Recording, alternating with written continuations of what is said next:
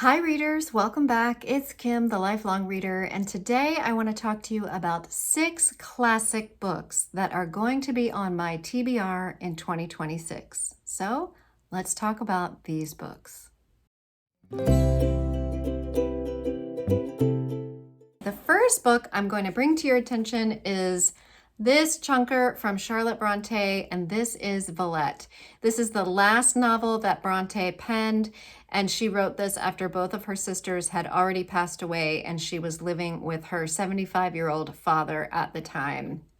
And interestingly, if you read the details about this book or even the summary on Goodreads, it tells you that this was her most well-received work. It was the best thing she ever wrote, including when you consider Jane Eyre, which is hard for me to believe as someone who loves Jane Eyre so much that this book is better. But I do know there are some people that really do love this book. In this book, we meet a young girl named Lucy Snow, and she eventually moves to Paris to become a teacher in a girls' school, and she develops some feelings for a young man named Dr. John. And Dr. John has feelings for a young coquettish girl named Ginevra. And Lucy realizes that Ginevra is not the right girl for John, but she's taken into their confidence because she witnesses something that she's not supposed to. She's in the wrong place at the right time to catch a glimpse of them exchanging something, and she realizes that they have a little relationship going. So we basically see Lucy always being the bridesmaid, never the bride type situation where she is a confidant and a friend to John, but she's unable to realize her feelings.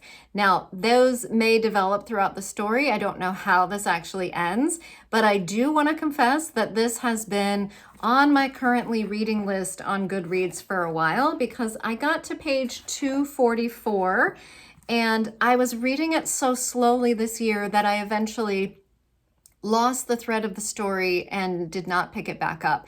But this is something that's important to me. When I found Jane Eyre and the Bronte sisters, I fell head over heels in love with them, and I want to read everything by them. So it's important for me to pick this up and start at the beginning and finish this novel in the coming year. All right, the next one is a significantly smaller book, and that is S.E. Hinton's classic, The Outsiders. This book, I believe, was originally released sometime in the 60s, and it was made into a very popular movie in the mid-80s with lots of famous young men like Patrick Swayze, Tom Cruise, Rob Lowe, Chris Howell, or Thomas C. Howell. Those young boys were called, I believe, part of the Brat Pack back in the 80s. And I was born in 74, but my sister was born in 71. And that movie really hit home with her and her friends, where I felt like I watched it, but I think I was a little too young for it at the time. So I'm really hoping that this book will kind of open this story up for me in a way that the movie never really did. I do know this book is on the top of a lot of lists for people who really do love it. So I'm hoping that I can fall into that category of reader.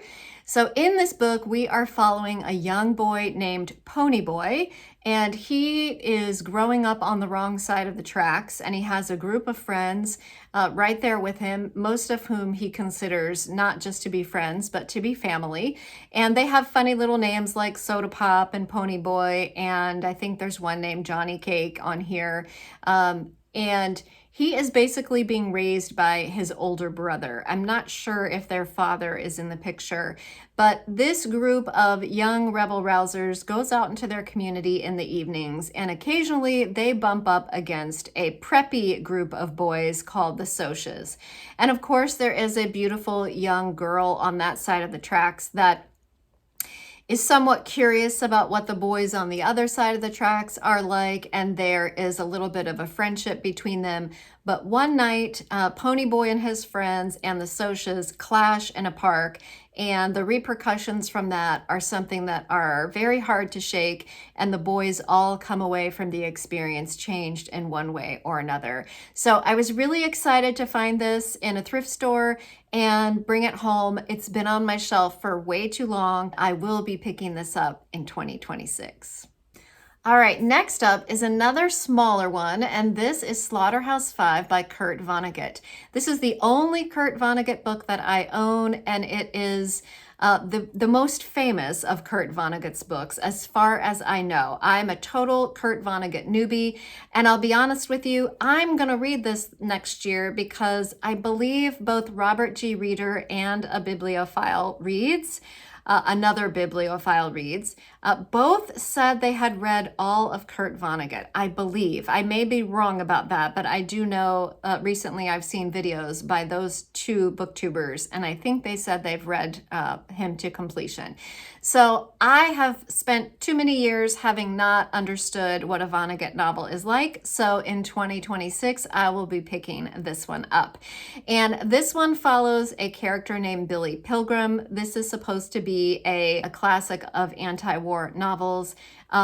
It says black humor, satiric voice, incomparable imagination. This centers on the infamous firebombing of Dresden. Billy Pilgrim's odyssey through time reflects the mythic journey of our own fractured lives as we search for meaning and what we are afraid to know. So that sounds good to me. Hopefully, I can find a place for Vonnegut on my favorite shelf in 2026.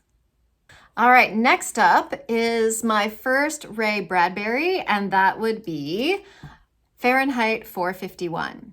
I recently saw this book reviewed on Middle of the Book March. Kim picked this up and read it and was marveling that she had not read it in all of her reading years. And I have this beautiful, well-loved 1991 50th anniversary edition of this book in paperback. And I walked right over to the shelf and picked it up. And there's not room for it in December, but I will be putting this on my 2026 TBR. In this classic book, we are following a fireman named Guy Montag. And Guy is a different type of fireman than we are used to in this reality. He is a fireman that actually starts fires.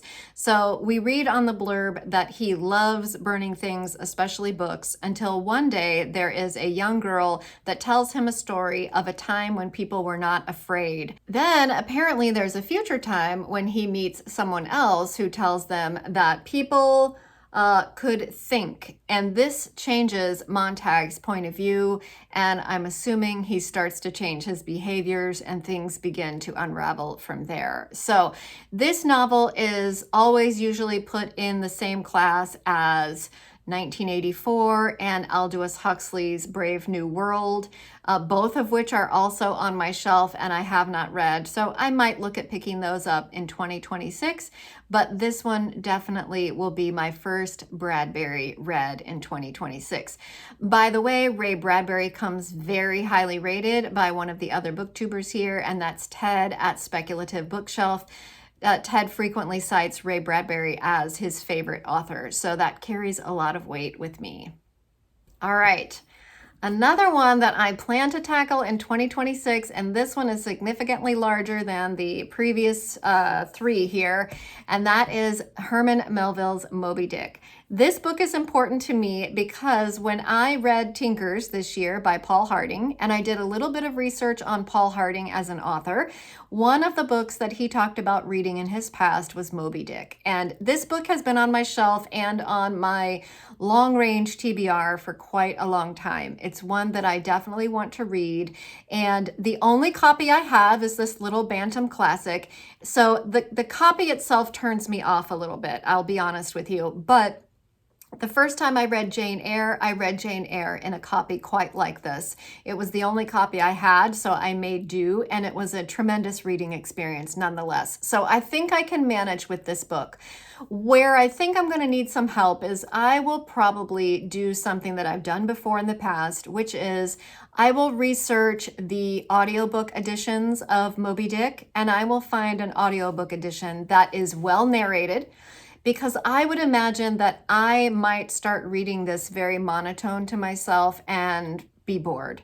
So I don't want that to happen. So I will find me an audiobook where I can do a little bit of a project where I sit and read and listen at the same time.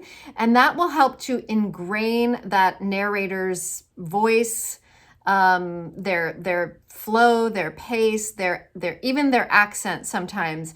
And I will put that in my brain and I will use that voice when I'm sitting and reading by myself as well. And I have found that in larger books like this, where I can tend to get bogged down, that will help me to move even further. And if I had had that in Villette, that probably would have helped. So what I really need for Villette is a Juliet Stevenson audiobook. That will carry me right through, because I listened to Juliet Stevenson narrate D.H. Lawrence's Lady Chatterley's Lover, and that quickly became one of my favorite books. I read it first on my own, and then I listened to her narrate it, and then I went back to the book on my own. And I can hear her in my brain reading to me, and that worked very well for me on several books that I read after that too. So I will look for a really good narrator to carry me through this book, but it's important to me that I tackle this one in 2026. So in case you don't know, in this marvelous novel, it is following Captain Ahab as he is on his maniacal pursuit of the great white whale. And that's really all I know. I've not done a lot of digging because I want a lot of this to be new to me. So I am very excited to dig into this next year. And then lastly, one last classic that I am going to put on my TBR in 2026. This is also way overdue, and that is L.M. Montgomery's Anne of Green Gables. I predict that when I finally read this, I will have a very Jane Eyre-like experience. And what I mean by that is, I had heard of Jane Eyre for many years of my reading life, and I did not actually read it until I was 45 years of age. And when I read that, it was like the scales had fallen from my eyes, and I realized there was so much beauty in literature that I was not aware of.